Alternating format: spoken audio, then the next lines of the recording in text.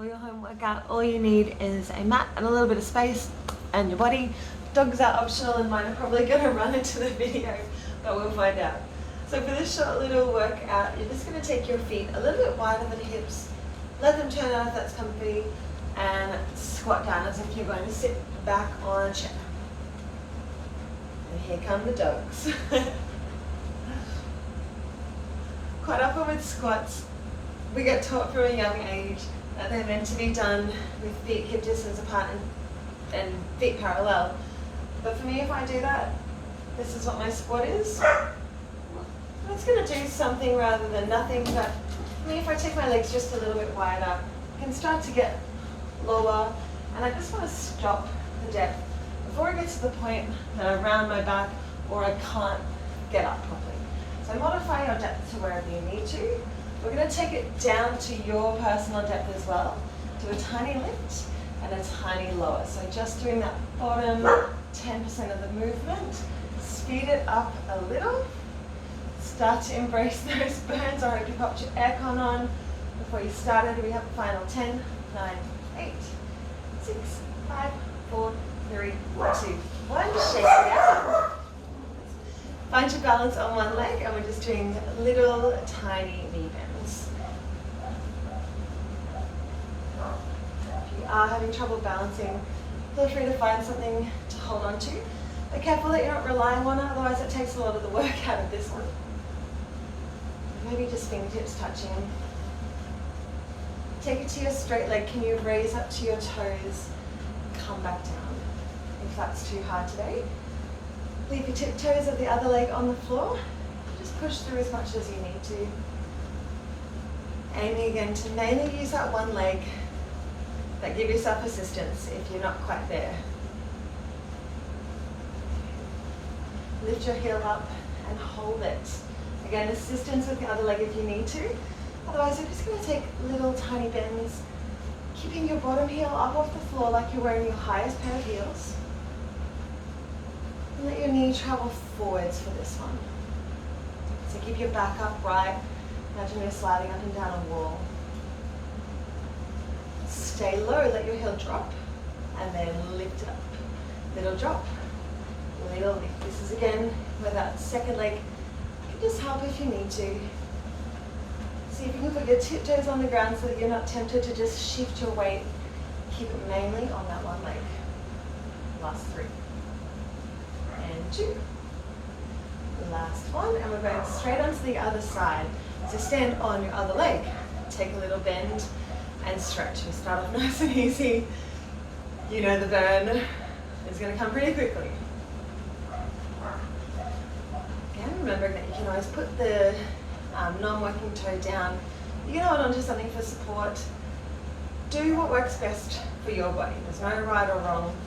This is about you squeezing in a little workout in potentially the short amount of time that you have.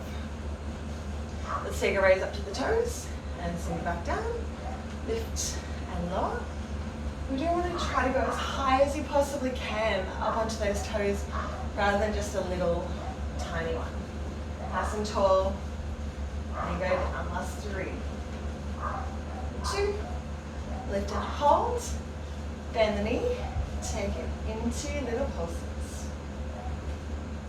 It's usually about this point that you realize that one leg is quite a lot stronger than the other. If you want to be an overachiever, get yourself a gold star.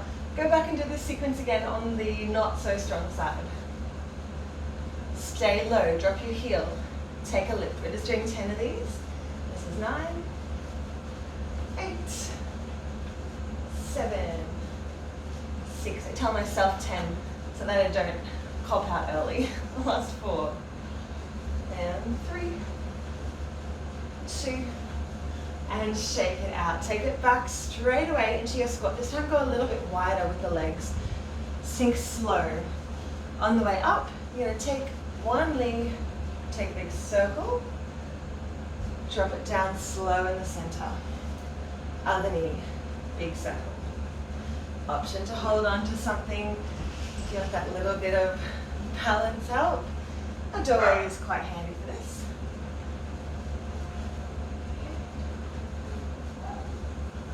High lift your leg here, the harder you're going to work both that hip to lift the leg and your supporting leg to hold you still. We are going one more each side. Can you get a little lower? Lift your leg a little higher. Last one. Take it down to your depth. Pulses for 10, 9, nice and slow, 8, 7, 6, 5, 4, 3, it's starting to really burn, and rest. Shake it out. We're taking the single leg balance again. We're not doing our same leg as before. Find that same position on one leg. This time, instead of letting the knee travel forwards, we're going to stick the bum back. Let your leg travel behind, and then take it back to center. Hold on at any point if that feels good. This one isn't about taking the back leg super high, but rather folding with the body. So you should feel this one in the bum of your supporting leg. Maybe hamstring the back of the thigh, maybe calf in the lower leg. If all you feel is the quad at the front here, try taking the weight into your heels, so wiggle your toes. See if you can keep the weight out of them just a little bit more.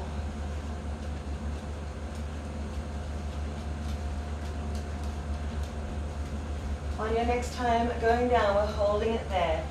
If you're up for a balance challenge, opposite arm to leg reaches forward. And just taking little pulses. Other arm can be out to the side. So you're getting a nice right angle. If you can balance, encouraging you to square up those hips. We don't want to let them open out for this one. Think down towards the floor. Keep the weight in your heels. Can you wiggle your big toes? Pull them back a little. For 10, 9, 8, 6, 5, 4, 3, 2, straight into the other side. Same with the other leg. Little hinge forwards, and take it back up.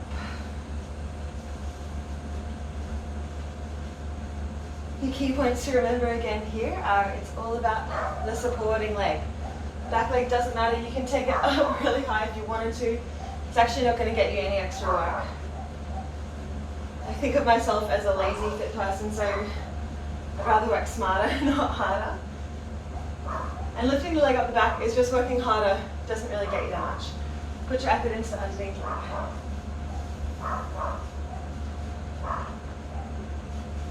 Make sure that hinge is happening from your hip. So your bum is what's driving you forwards again. Take it down, hold it there. Challenge, opposite hand to foot down. Free hand out to the side. Little pulses here. Now it's no problem if you can't do that opposite arm reach, as we've said before. It's just about not letting the hip open up. It's going to really target the glutes. But you can keep your hips square. Hold on if you need to. For 10, 9, 8, 7, 6, 4, 3, 2, 1. Final hold. Find yourself a wall. Slide on down. We're doing 10 heel lifts, one heel at a time. So right up and left. That's 9. Going down, 8, and 7, 6, 5, 4, 3, 2, and you're done. Another little chunk achieved, good job. I'm gonna go and wrangle my puppies now who are barking at my neighbors. Sorry neighbors if you're watching this. Enjoy.